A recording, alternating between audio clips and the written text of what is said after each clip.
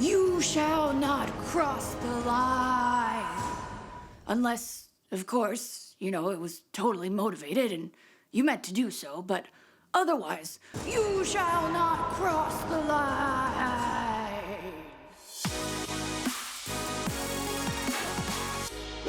Hello filmmakers, Ash here, and welcome to Film It Yourself.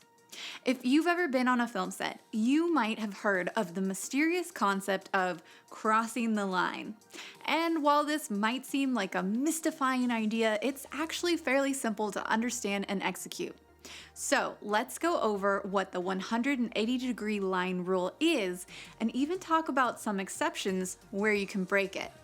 The 180-degree line is an imaginary line drawn between the characters in a scene. The rule says that you should always keep your cameras on the same side of the line to help establish and maintain screen direction.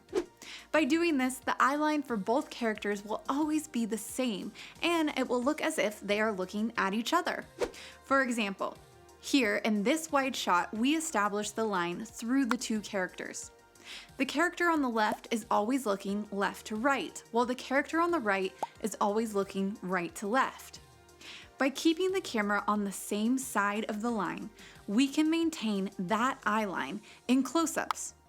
So again, here you can see in the character on the left's close-up, he's still looking left to right, while in the close-up for the character on the right, she's still looking right to left. Now, when the 180-degree rule is broken, it can be disorienting for viewers because the background and eye line for the characters change. To illustrate this, let's use this scene as an example. Here, once again in the wide shot, we have established the line between the two characters. And if we follow the 180-degree rule, the character's eye line stays consistent in their close-ups. However, if you were to move the camera to the other side of the line for a close-up, thus crossing it, you'd end up with something that looks like this. Now my eye line is off, and it looks like Spence and I are looking in the same direction. Plus, the background in my close-up shows part of the room we didn't already establish in the wide shot. This can be jarring for the viewer, as it can make it difficult for them to determine where each character is in the scene. Pro tip, checking your character's eye line is a quick and easy way to make sure you're maintaining the 180-degree rule. Are you keeping this all straight? Great, because things are about to get tricky because, surprise, the line can move. Just like how your camera can move, characters can move, and their movement can move the line. So, for example, if we have a character move in the scene to, let's say, here, the line actually moves with them and reforms here. So, let's see what that would look like in real life. Again, we've established the line between me and Spence here at the table. But let's see what happens if I get up and move to the other side of the table.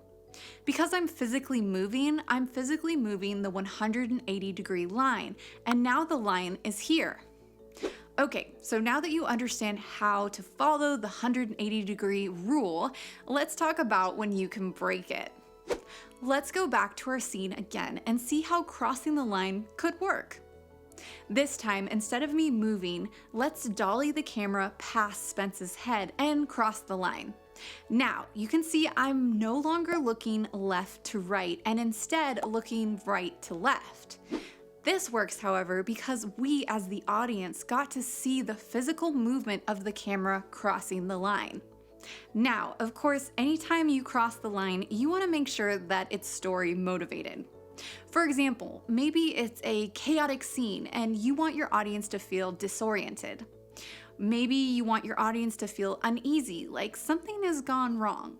Or maybe a character has had a change of heart or power in a scene, and you want to physically show that. In this example, the actress in the scene is gaining the upper hand, and I wanted to punctuate that by showing the camera cross the line. But crossing the line in a hard cut like this can also be effective. So now that you know what the 180-degree rule is, you can be sure to stay on the right side of the line. Or, the wrong side, as long as it's motivated. And speaking of crossing the line, why not cross that money line and support me on Patreon for as low as $2 a month? You get early access to all my videos, plus more fun stuff, like filmmaker templates and live streams for higher tiers. You can find a link in my Patreon account in the description below, and I promise the only lines crossed on my Patreon will be the 180-degree ones. Oh, you want the ball back? All right, I guess I'm done with it.